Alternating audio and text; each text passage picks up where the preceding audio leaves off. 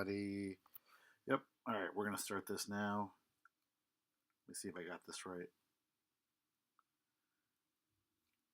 Oh my gosh, I don't know. We're good. We're good. We're good. I never know if I'm actually doing this correctly, so I'm always just checking up on myself. So, with that being said, welcome. I'm gonna be painting some dollars today. This is gonna be a fairly short stream because um, I've been off my game when it comes to this stuff. I really haven't been streaming very much, and I really want to get back into it. So I figured this is a good way to do it. And then also,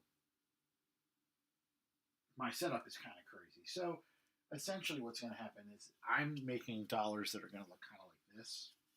I should probably put them right side up. They look kind of like this. I've been doing the dollars probably since like you know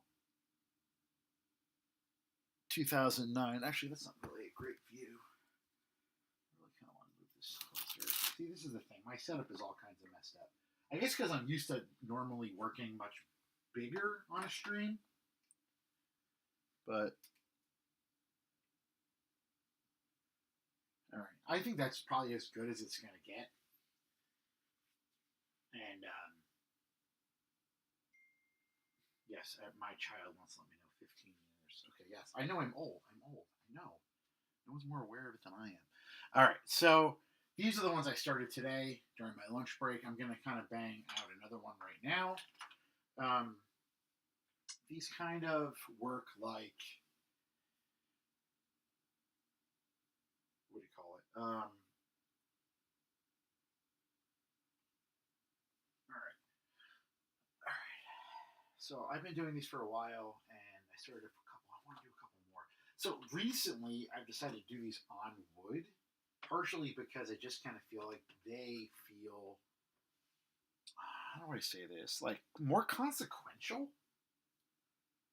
right? Like it just feels like a bigger deal to buy stuff on wood versus stuff on paper. Um, I don't really think it actually changes real artistic merits of anything. However, I do feel like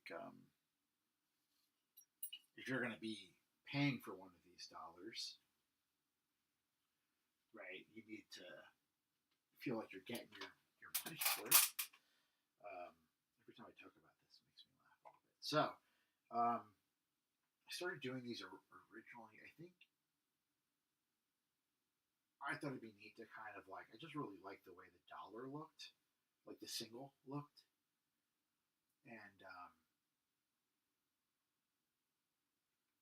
and there was something about it that I really kind of caught my eye, and then I was kind of shocked by the detail. I mean, you always hear statistics how like the dollar costs X amount to make. I mean, well, I guess maybe mostly with the penny, right? And for some reason, a lot of other countries make their money multicolored, and we don't because we love doing things our own way here in the United States. Healthcare and everything, all that stuff. Is it affordable? No. Is it good? Not really. But everyone gets a chance at it, right? Even though it's not great. No, actually, a lot of people can't afford it. Um, but you have insurance, right? But if you have insurance through your job, you can afford it. Yeah, but they deny you a lot of times when you have it through your insurance. So even if you're paying thousands of dollars for it, it's not a guarantee that you're actually going to get stuff paid for. And if you complain about it, you're a communist. So I don't know what to tell you. Um, I'm just one of those fools who pays through his work. Um, yeah, definitely it's uneven in this country who gets what, and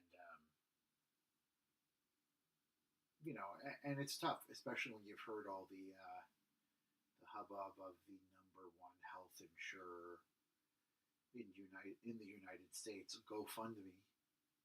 I kid. But I don't want to get political, at least with that part. I want to get political with money.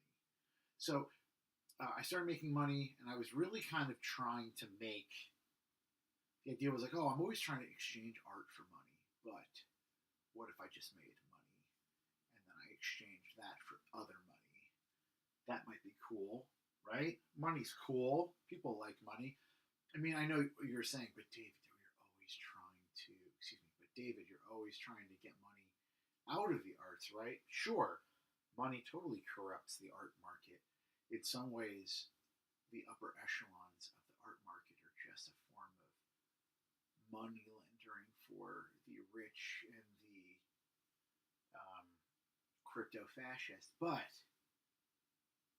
no, actually, there's no but. That's just it. It's a corrupt system. Um, do I hope some rich guy decides that he's going to take one of my little doodles and wash them with his money with it? Sure. Is it ever going to happen? No.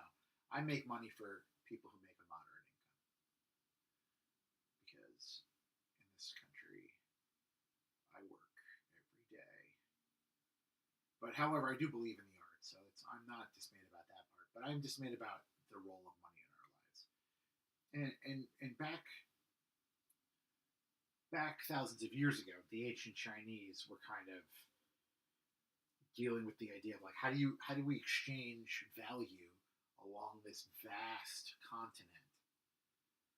So these banks started creating these coins, and you'd wear these coins on a string, which is why Chinese coins traditionally have that square hole in the middle of them, so you can put them on the string and wear them around your neck, and you know, and that's where the human race kind of got going. And I know you're saying, Dave, why don't we? I'm just gonna call myself Dave. I can't help it. I've been trying to make David happen, but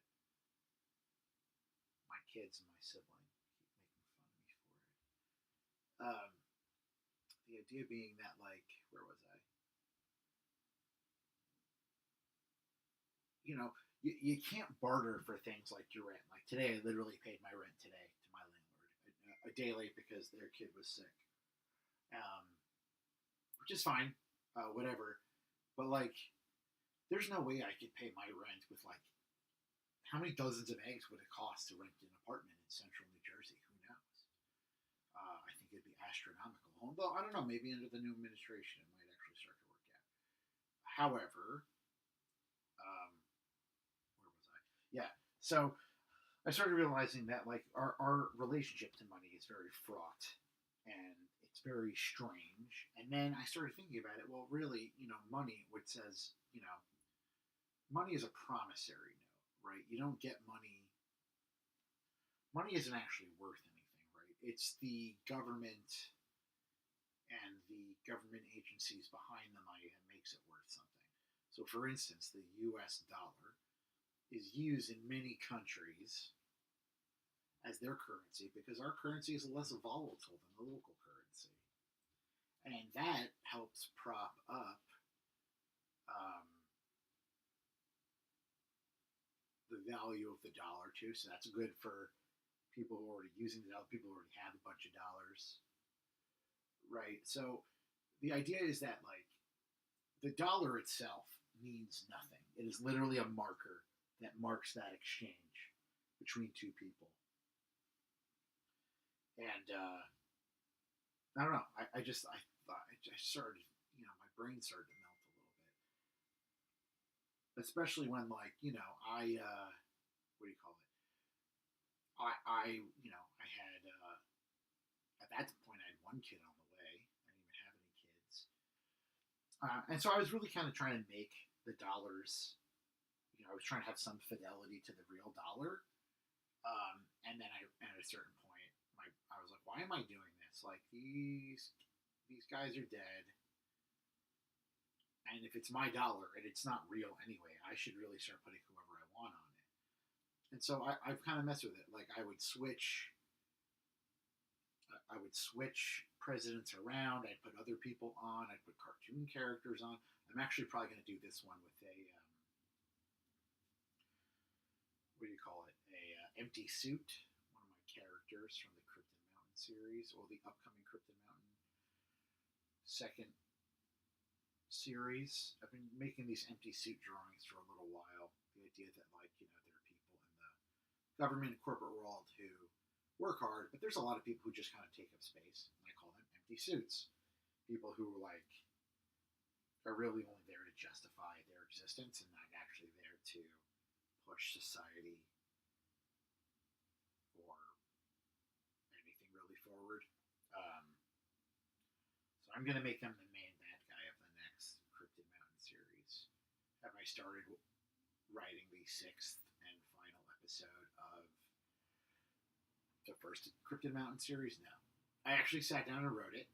I sat down and decided I was going to write the final episode. I'm like, I got to do this.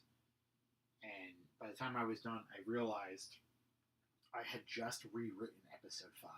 Like, I forgot that I wrote episode 5, and I wrote episode 6 like it was episode 5. And then I watched episode 5 to think, like, hey, did I really do that? And I did. I, like, literally watched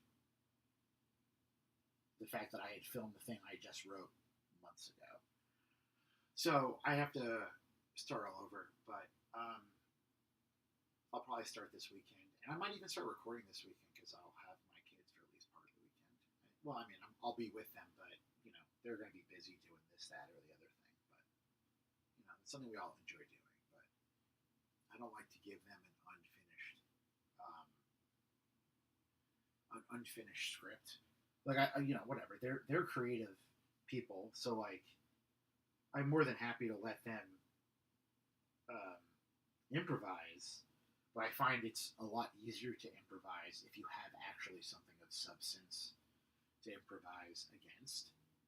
And if I'm just like, hey, let's just write this together on the spot in front of microphones, like, I don't know if I could do that. I think you need some really talented and experienced improvisers to do that kind of stuff. So, how's this looking? I don't know how well it's showing up on the stream, but whatever. It is what it is. So I had my artist talk at a 2 days show in Jersey City. I'm in a bunch of shows this month. I'm in. Oh, I forgot. Oh God, I'm in a bunch of shows actually. Oh my gosh. Okay, so Studio Montclair is having a fundraiser, and I gave them some postcards for that. The shows I was thinking about was the Take Me Home Tonight at Flemington DIY, which is their fundraiser show, a great DIY space in Central Jersey. And then, of course, one of my favorite galleries, M Galleries in Washington, is having their annual pop shop, where one of my closest friends, Frank, is the curator. Like, let's be honest, like, I love a good artist curator, and I'm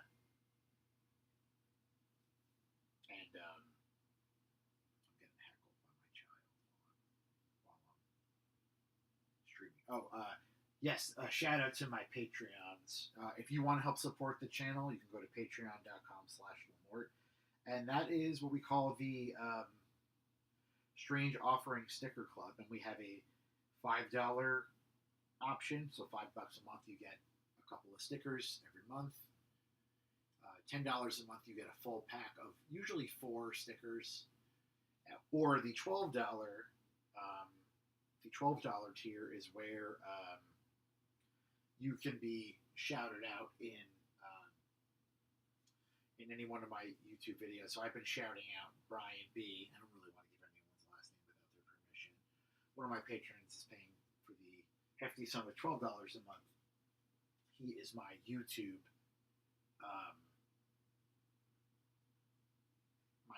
patron. And so that's why he's on my streaming screen right there that I have set up. Can I point to it? There's a little bit of delay, so my brain is not working. Wow, I think it's there. Okay, whatever.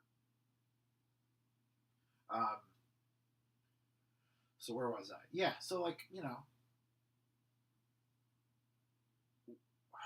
mean, with the rise, I guess, fall of crypto, right? Like, I've been thinking a lot about money lately. I mean, I've been thinking a lot about money for years, right? I mean, I said one thing at my studios opening. Gallery. Whoa, artist talk. Sorry, multitasking is hard.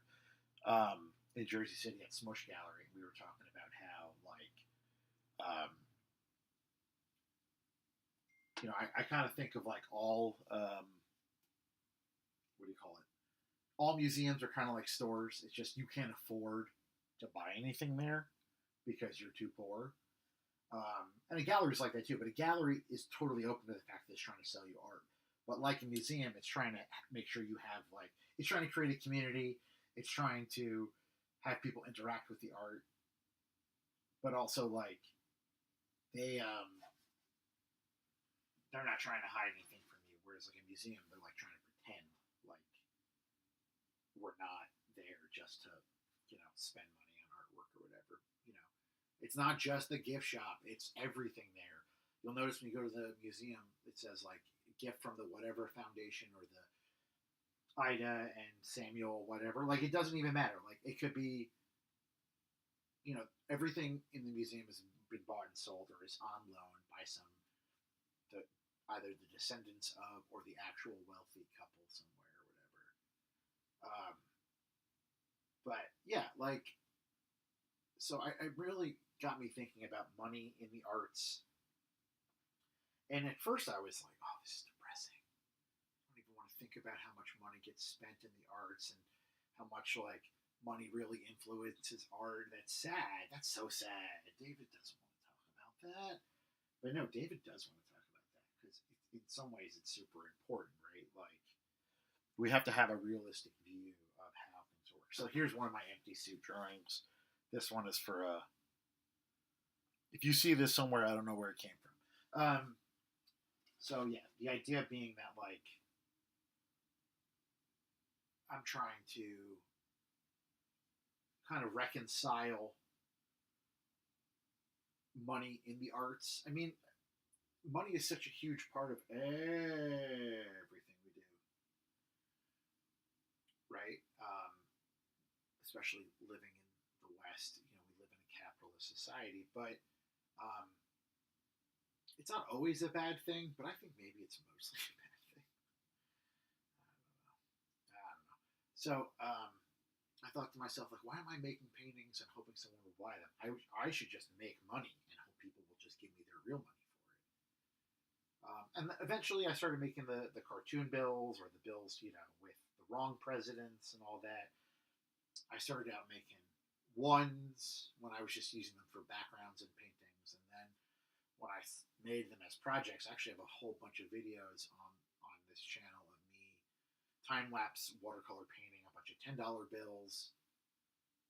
And then, no, I gotta put this here so you can see it. My pigeon, you gotta go. I guess I'll stick the pigeon here for now. That was on the bottom part of my Richardson, what do you call it? Easel. But yeah, like, I don't know. Like to me, it's a real pet peeve, and part of the reason why I love working with the galleries I do, right? They understand that the experience of the artist and the experience of the art lover is really important, right? If you go to a lot of galleries in Manhattan, they do not put out the prices on the tags. To them, it's like gauche. You know what? It's honestly, it's really because they want to try and trick you into seeing whether or not you're either wealthy enough or brave enough to even ask for the price list. And whenever I go into a gallery, I don't care if I'm going to buy anything or not. If the price list is not on the, if the prices are on the wall, I'm asking for the price list. Do I think the price of things is the most important thing? Of course not. That'd be crazy. But it is a thing. I mean, if people are willing to charge for this art, right? Like, there's got to be a reason why something is more help or hurt. I'm like missing a bolt from this thing. Like, where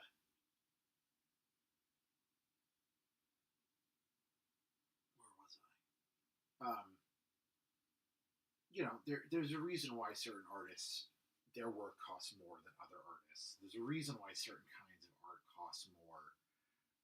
There's a reason why people sell their prints at certain prices. But essentially, it's because they can get away with it. But it's also because to control that idea of like supply and demand. But you know, there's a lot of that. A lot of stuff is communicated through the cost of things.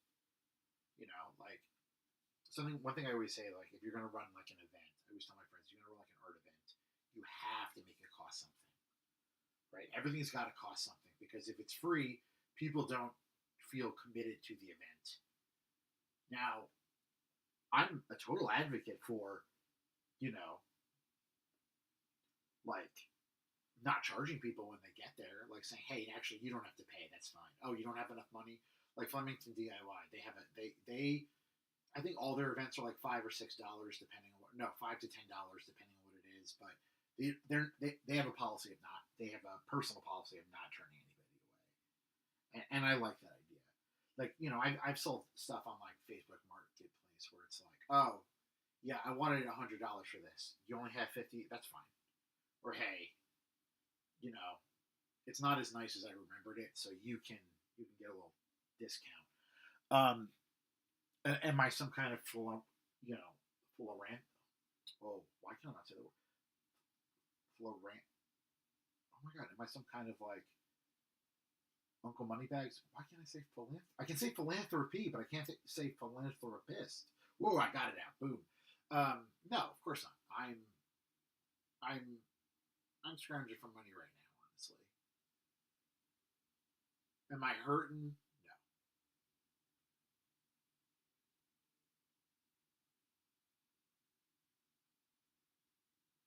Oh my gosh, I barely put that there. It's actually not even very readable. It's okay. Empty suit. Um, but like to me, if you're gonna have a business, it's important that like you always spend a lot of time thinking about your prices because if you're an independent artist, you're having to then once you sell all your art, you're having to then afford new materials to make that. If you're a dancer, you need to make sure you can afford transportation to these performances or studio time at a dance studio. Like if you're a musician, you need to make sure that you can like feed yourself and repair your instrument if it gets broken. Like artists got to eat and stuff. So um, money does play into everything. It's sad how much it plays into everything. I would love for some Richie Rich guy to be like, "Hey, I'm gonna give you $500 a month. Just make me a bunch of paintings every month." That'd be great, but that's not how the world works. We don't have patrons like that anymore. This is not the Renaissance, as the British would say. Um, but I think it's a great idea. All right, let me show you what this looks like a little closer. Oh, you know what this is? So these these bills are so small that it's actually below the threshold for me. Oh, below the threshold of my oh, sorry. There's a little bit of a delay.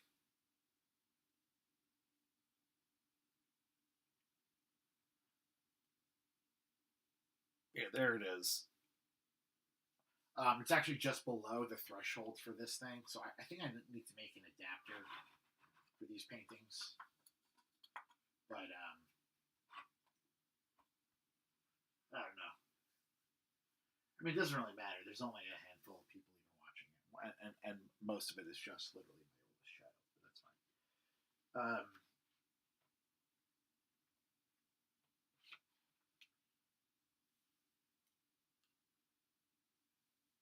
Where was I? So much stuff fell over when I did that. We're set, but none of the finished ones. That's funny. So yeah, I'm gonna add a little bit more to this. How long have I been recording? Oh, it's only. Oh god, it feels so much longer. Yeah, so I'm gonna add a little more detail to this thing because why not? We're here. We're here.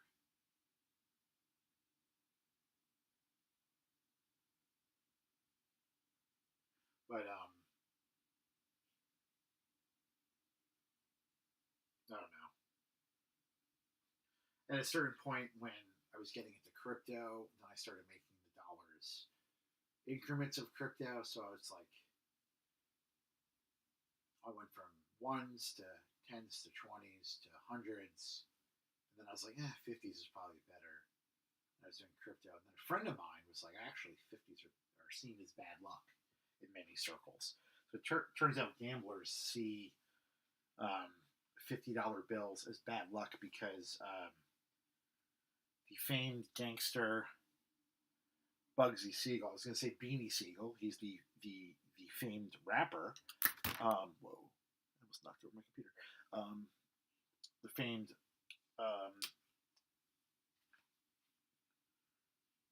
gangster was found when he died. It was found with a bunch of 50s in his pocket. So a lot of people feel like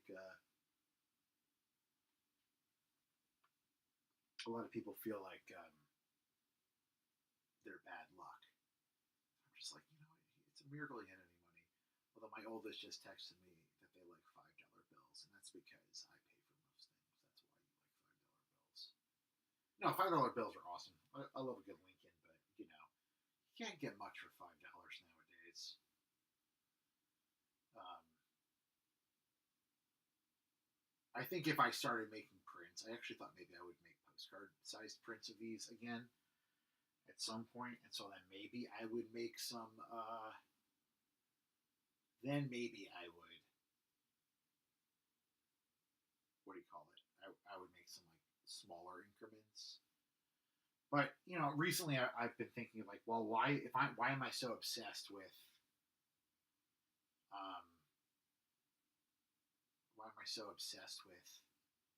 trying to sell them for the increment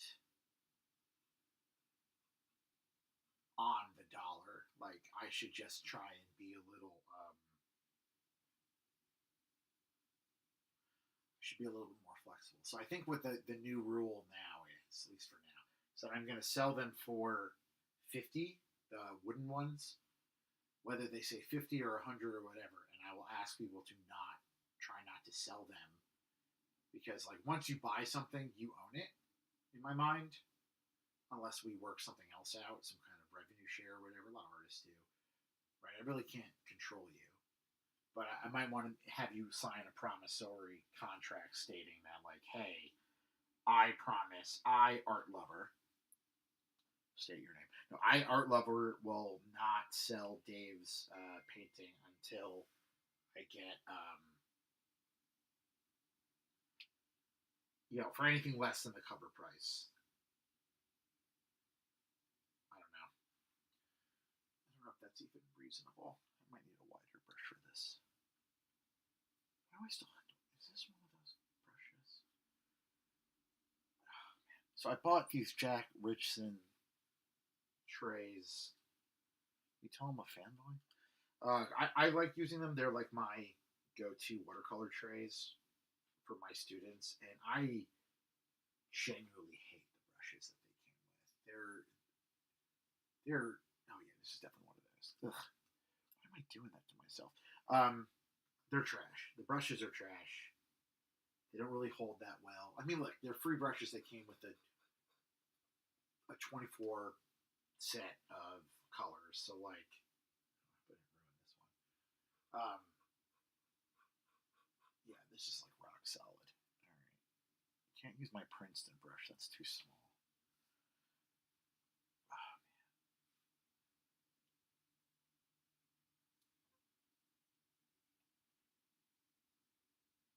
to try and fix that other brush. Let's see what I got in the. Is this another Princeton brush? Yes, but what is this? Mixed media. I've never used this one. When did I buy that? I love Princeton brushes. Um,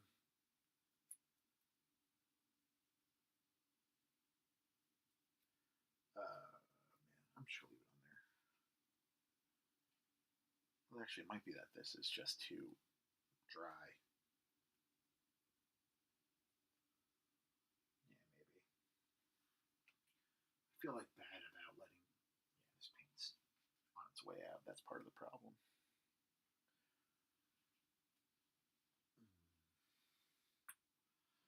right, let's add a little bit of liquid text to this. That might be, yeah. So I started using liquid paint for everything, and I don't know why I haven't made this shift years ago. I don't know. I feel like I've been watering down my heavy body acrylic my entire life, and then I discovered that there's just like they just make liquid paint. I don't know. I guess I was like one day I was looking at Cause's Brian Donnelly's Instagram, and I noticed he had like golden liquid everywhere, golden brand liquid, and I was like, huh, that's kind of expensive, but maybe no, they made. I've just been so I've been so into Liquitex my whole life. So I was like, I don't know. But actually, what's nice is Liquitex makes a very nice liquid paint. And I would so I use some of the golden fluid acrylics, and the Liquitex basic liquid acrylic. What is it called? The fluid acrylic. Excuse me. That is pretty great too. I'm kind of into it. Although I have a lot of the store brand from Jerry's in West Orange that I don't know. I don't know if it's just like it's not okay. All paint is liquid because like whatever, but there's heavy bodied acrylic, and that is almost like a paste. It's almost like painting with toothpaste. It's really good for if you want to make something that is you want to show a lot of paint. It's very thick. It goes on. It's got good coverage. It's not translucent, so if you go over another color, you don't see through it. Um, and if you're trying to make your painting kind of like bold and stand out, using that heavy-bodied acrylic is great. I think it's literally the stuff Wes Sherman made me buy freshman year. Shout out to my friend Wes, who was a grad student when I was a freshman in Mason Gross and taught our first basically art survey course. And he's an actual painter. And he gave me a lot of good insights back in the day, and still does. Honestly, we're still friendly. But I literally just went with he gave me the list, and I went to Pearl back when it existed, and that's what I bought. And that's what I used forever. It was very similar to the stuff I was using in high school, because I think like a lot of those that not Wes, he's not much older than I am, but like my teachers' generations were kind of like they were the generation who were kind of raised by the abstract expressionists, and so they wanted really bold and bright and colors that made a statement. And I think because I'm kind of coming at things from a pop art sensibility, like sometimes I just want the paint to go where I want it to go. I want it to just be flat, and be done with it. And I've always kind of watered it down a bit, unless I was trying to like build with it or something. Because the one problem with the heavy bodied is like sometimes parts of it look different in the light because it creates a texture, and for someone who knows what they're doing, or someone, yeah, like to a lot of artists that's a feature, not a flaw. But for me, I don't know. I'm not as careful with my brush strokes, and I'm not trying to be an expressionist here. I'm not trying to express myself necessarily through how the paint sticks to the canvas. I'm more interested in rendering my ideas and composition, and yeah. So you can even see you can kind of see the green through the blue on this thing, but I'm not hating it. I've been using the same palette for a while. I'm trying to save up this paint. Not that I'm not using the paint, but I'll squeeze out a color and then realize I don't need nearly as much as I thought I did. And then, so I've been putting my palette in a Tupperware because I read that these black bottom Tupperwares are actually not particularly safe for food. So I was like, hey, I got a bunch of them. Let's use it for paint because I'm not putting any of this in my mouth. And so,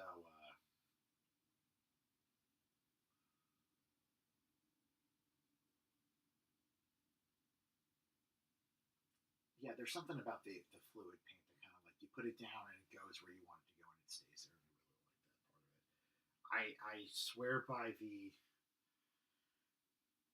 Just Acrylic from Jerry's is great. I have a lot of that. I use that for the mural, the backdrop for Camp Fatima a lot. Um, it's the best bang for your buck. Because a lot of times when you buy the Apple, what is it called? The Apple Crate, the Apple Cart paint, like that cheapo paint they sell at Walmart and Michaels, like that. The I don't know how to describe it, but the coverage on that paint sucks. Oh, this is iridescent. That's why I shouldn't be using that. So I'll paint something and you'll be able to see through it. Now that see, okay, here's the acrylic, basic fluid acrylic. The ivory black is great. Oh, that's a lot of. Okay, there we go. I really really enjoy the basic acrylics from the basic fluid acrylics from Liquitex. They're great, and the coverage is surprisingly good. So you don't really see much through it, which is really nice. So I don't have to worry about the texture being funny from different angles.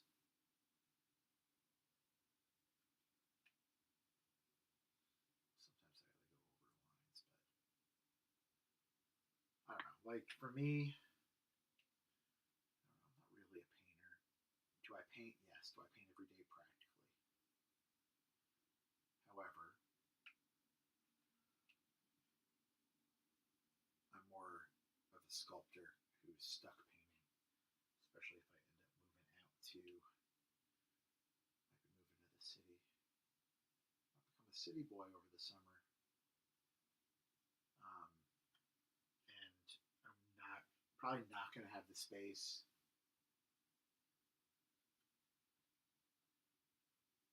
for the wood shop tools. I got to figure that out. Because every studio space in Jersey City is pretty expensive. Um, Although my friend Daniel Scott's like, no, there's some really affordable space at Mana. God, I would love to be a Mana contemporary. Go hang out with the Donald Judd pieces whenever I'm feeling, or the Dan Flavins whenever I'm feeling sad.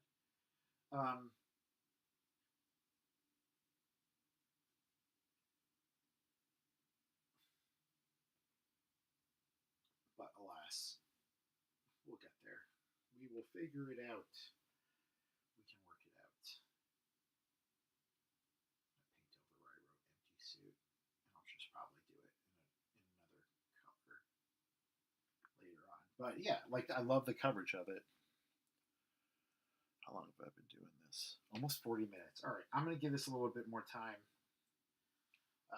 One thing, I was doing all this stuff on Twitch, but then I don't know. I feel like my whole audience is on YouTube, and although Twitch is better, quote unquote, better for streaming, there's no one really goes there for. It's all really for watching people play video games,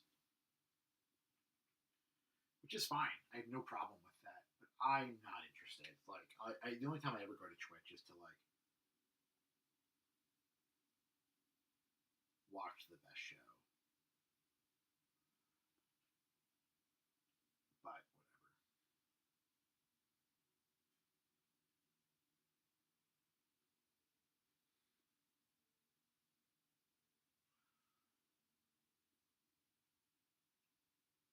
This isn't ideal, but I kind of like it. So yeah, the empty suit idea, it's been kind of going on and on and on forever. But I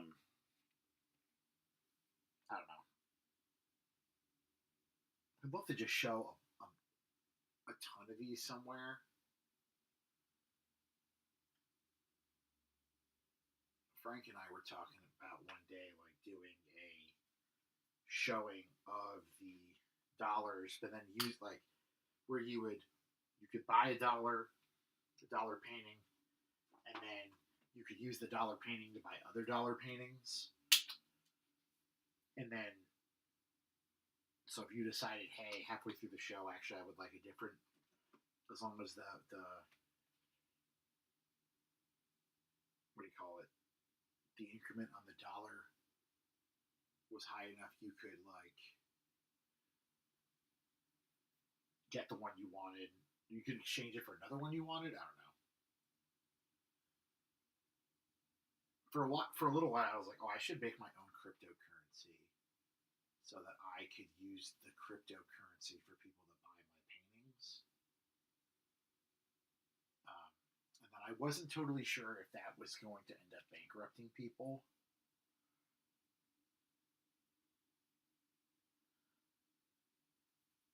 I got a little nervous about that idea. I would hate like my little galleons to like cost people thousands of dollars or something. But conceptually, it's an interesting idea. I thought. All right. The only problem is since I painted this, I drew this yellow. I really should have painted. I really should have filled in everything with the colors first. I think that's what I'm gonna do. I'm gonna paint everything blue. Blue. Where's that Princeton brush? I think I'm gonna use. Just gonna paint over everything with the blue, and then go over it again later with the black, rather than trying to paint inside.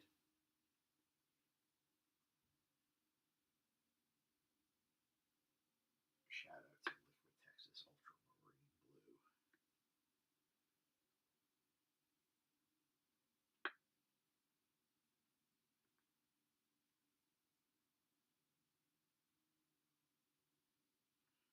I don't know. I'm just trying to figure this out. I mean, it isn't really the grift of being an artist. It's like just trying to find your way in the world so that you can keep doing the thing you like and you can like feed yourself while doing it. But you know what? I know people say like, well, if you find something you love, you end up not working. You feel like you're not working the rest of your life. That is such a lie. It doesn't matter how good your job is or how much you love it. Eventually, everything feels like a job at a certain point. And part of that is just, there's always those other parts of the job that are not as much fun, or there's, things don't work out the way you want them to all the time. And it doesn't mean you're failing. It just means everything's a job at some point. The glare on this is a little crazy. All right, I'm going to paint over this a little bit, let it dry, and then maybe come back to this another time. But yeah, we've been doing this for almost 45 minutes. Well, I've been streaming for over 50, but we've been recording for 45. So we'll see how this goes. Thank you, my friends, for joining me. That's it. If you would like, you can find me at davidlamorte.com or David LaMorte at David LaMorte on Instagram. I'm also David LaMorte on YouTube. YouTube.com/David LaMorte, and Twitch.tv/David LaMorte. If you want to support me financially, you can go over to the store and check out, see if there's any art you'd like to buy. There's always something for all the girls and ghouls in your life. And the Patreon, the stickers are a huge hit, and probably the thing I make the most money on right now. So, stickers are fun. Where do I put the stickers? I guess I don't have any right here. No. Right now I've got a bunch of pigeon stickers loosely based off of this pigeon right here. I've got a king pigeon, I've got a knight pigeon, a wizard pigeon, and an original recipe pigeon that you can enjoy. So that's it for me. Thanks a lot, and feel free to subscribe to the YouTube channel.